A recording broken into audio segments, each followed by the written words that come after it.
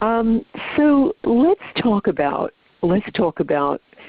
group intention, because this has really been the focus of my career in this area.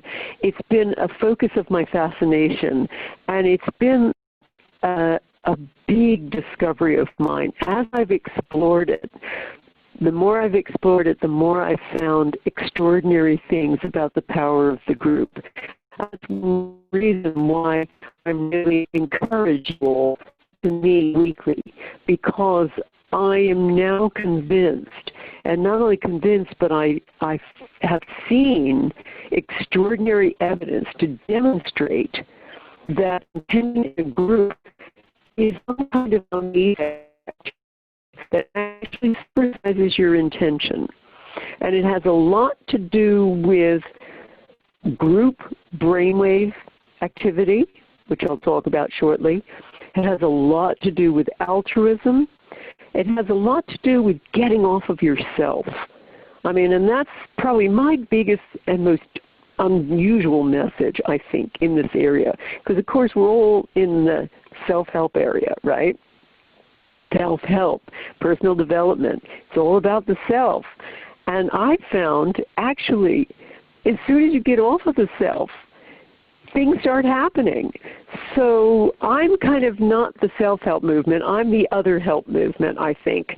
And that I have become more convinced of, and my book, as I say, The Power of Eight, really covers now, is it's really looked into the power of group thought, because I've been as amazed as anybody. Now, you probably know I've been running intention experiments since 2007. And the main reason I decided to do this was because in my heart I'm actually a doubting Thomas. You know, when I heard about law of attraction and, you know, the power of intention and all of this, back in 2005, after I'd written The Field, there had been this, you know, obvious evidence in the laboratory that, and in a lot of the work of all of the scientists I wrote about, that demonstrates that thoughts are an actual something with the capacity to change physical matter. And I thought to myself, okay, if thoughts are so powerful, what can you do with them? You know, we were hearing about all of the stuff about, you know, intention and manifestation, and I, you know, being the whole hard-nosed journo that I am, I kept saying to myself, yeah, right, okay, so what can you do with this? You know, besides manifesting a parking space, you know, I had a lot of inconvenient questions. How powerful is this? You know, can you do anything really meaningful? Everybody's talking about getting more stuff. What about curing cancer? What about doing all of the really important things that need to be done in the planet? And then I had another big question. What if lots of people are intending at the same time? Does it magnify the effect? And so being the little doubting Thomas I was, I decided I'm going to test this to the limit. I'm going to create a giant intention experiment where I involve the scientists I know from doing The Field, and I involve my readers, who by then my books are in 30 languages, so I had lots of readers around the world. I thought, well, if I put that all together, I'll have the biggest global laboratory in the world. And so that's what I did. And we started with very small. We started with Gary Schwartz sending intention to try to change the little light emissions that come out of a leaf. A very, very simple experiment. And it worked.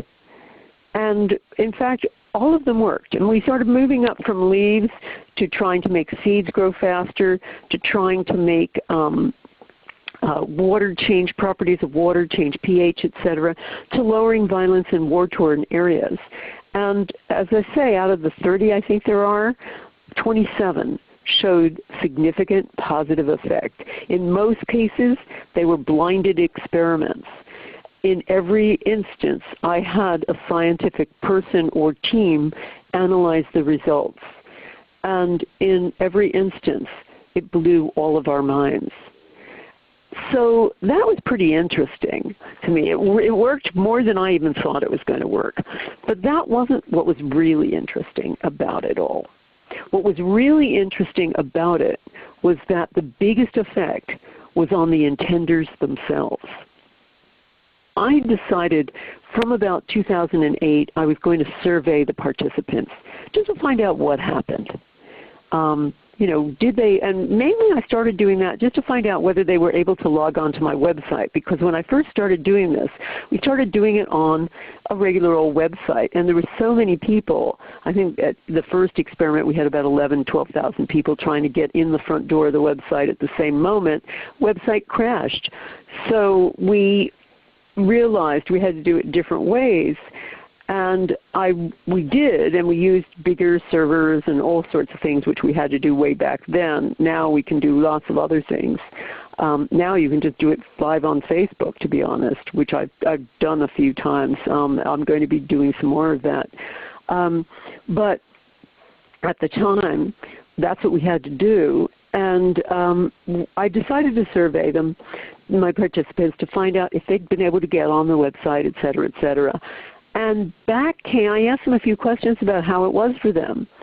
And back came amazing, amazing answers. I felt like I was hooked up to a higher network. I felt like I was on a beam of Star Trek. I felt I was crying and sobbing uncontrollably. I got chills down my spine. You know, on and on, thousands of these kinds of responses. So I said to myself, what the heck is going on here? But also I found some other things that were really, really interesting. That when people participated in one of my big intention experiments, whatever they were intending for had a kind of mirror effect on them. So when we did peace intention experiments with Cheryl Lenka, for instance, and we had a pretty amazing effect. Violence went down, I think the killings went down about 48%, and injuries down something like 70-something%. But that wasn't even the interesting thing that happened. What happened was the war, which had been this very intractable 25-year war, a few months later, the government took over the North, and a few months after that, the war was over. And when they looked back, they found that the most decisive week that turned around the course of the war, because the government had been losing before then, was the very week of our intention. The very week of our intention, because it was a week-long intention. So that was amazing. But what was even more amazing was what happened to the participants. Aside from this moment of almost ecstatic oneness that they were describing, they also started describing amazing healings in their own lives. They talked about life being much more peaceful for themselves. They were getting along with people better. They were resolving problems that had been areas of conflict. They were hugging strangers. I mean, it was just extraordinary. And I went to myself, what on earth is going on here? You know, as my 20-year-old daughter always says, WTF. Well, it was WTF, what the bleep was going on here. And so I've looked into this a lot over the years. I've been fascinated by this because it's occurred over and over and over again. At about the same time I was doing this with the big experiments, I started experimenting with the power of 8. And as I mentioned earlier, this started out in a workshop of mine in 2008, when I just decided, let's put people in small groups, have them send a healing intention as one to one of the people in the group, and see what happens. So that's what we did. And I thought, oh, it'll be kind of like a facial, a feel-good feeling. They'll feel like that'll be nice. So we did that on a Saturday with our first workshop. And then we asked everybody to come back Sunday. And the people who had been the targets of their groups, you know, who had some sort of health condition, they were to come up and say what happened. Well, it was pretty amazing. You know, we had a woman with a lifelong migraines who suddenly said, my head doesn't hurt anymore, with somebody else with arthritis who was suddenly able to walk normally. We had at one point a woman who had cataracts who said her vision had come back by about 80%, and on and on and on. And every time I did these kind of workshops around the world, I would have the same thing, on and on and on. We had recently, just in Miami, I had a guy who couldn't move his hand. He had a real big problem in his hand, and suddenly, and he had put a brace. He had a brace on it, and the next day he came up in front of the class and said, "Look, I can move my hand normally." Another woman whose spine was hurting all the time, completely gone. So I was pretty blown away by this, both the effects on the participants in my intention experiments and the effect on everybody in the Power of 8 groups. And I also found there was a lot of mirrored healing among the participants too, sending the intention. Sometimes if they had a similar condition, their condition was resolving too. But I was actually very unnerved by this for many years because I'm not a healer. I've never purported to be a healer. I'm a doubting Thomas. I'm a hard-nosed journalist at my heart. And this was unsettling to me because I couldn't explain it. And that's why it's taken me 10 years to write The Power of 8, because I didn't want to write about it. I wasn't sure I believed it. I didn't know what to make of it until I dissected it. And I found over the years I kept coming back to the power of groups and looking at them and looking at the feeling of oneness that goes on here. And I even recently put this to the test. We had Life University, which is the largest chiropractic university in the world, offered to do tests on our Power of 8 groups. And they found something really amazing. They found that when people are doing intention in a group together, same intention, they create basically a hyperbrain. Their brains all start working in synchrony, but even more interesting, the sense of self, all of the areas of the brain that distinguish us from the rest of the world start turning down. Now you see a very similar brain signature with Sufi masters. You see the same brain signature with Buddhist monks.